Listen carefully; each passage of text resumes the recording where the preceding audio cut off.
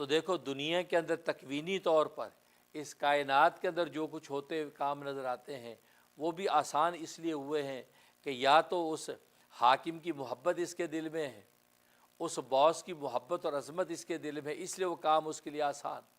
یا یہ کہ اس کی طرف سے اس کو اجرت کی توقع ہے کہ مجھے اس کی اجرت ملے گی، مجھے 1 مہینے کے بعد یا 2 ہفتے کے بعد سیلری مل جائے گی، اس لیے اس کے لیے کام آسان ہو جاتے ہیں۔ یہاں تک کہ امریکہ یورپ کی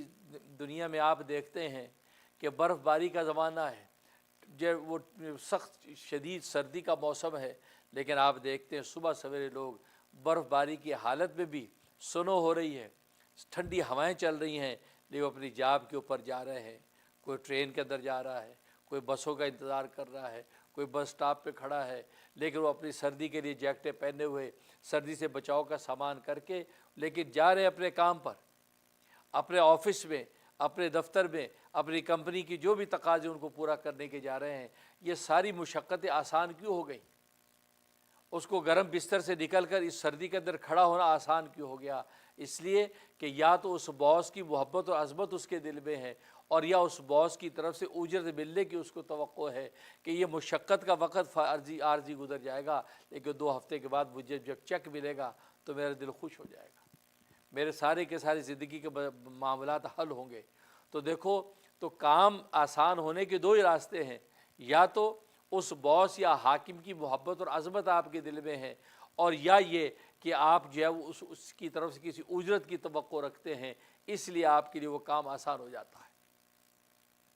بالکل اسی طریقے سے جیسے تکوینی امور آسان ہوتے ہیں، ایسے تشریعی امور یعنی عبادت کے جتنے معاملات ہیں، یہ عبادتیں بھی آسان اسی بنیاد پر ہوتی ہیں کہ اس کو حاکم یعنی اللہ تبارک و تعالیٰ کی عظمت و محبت اس کے دل میں ہے،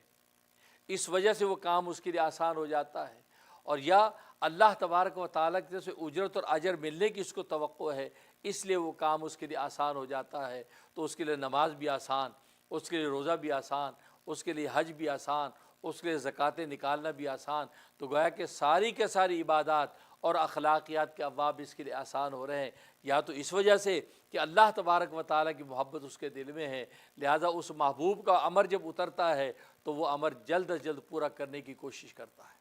تاکہ میرا محبوب مجھ سے خوش ہو جائے،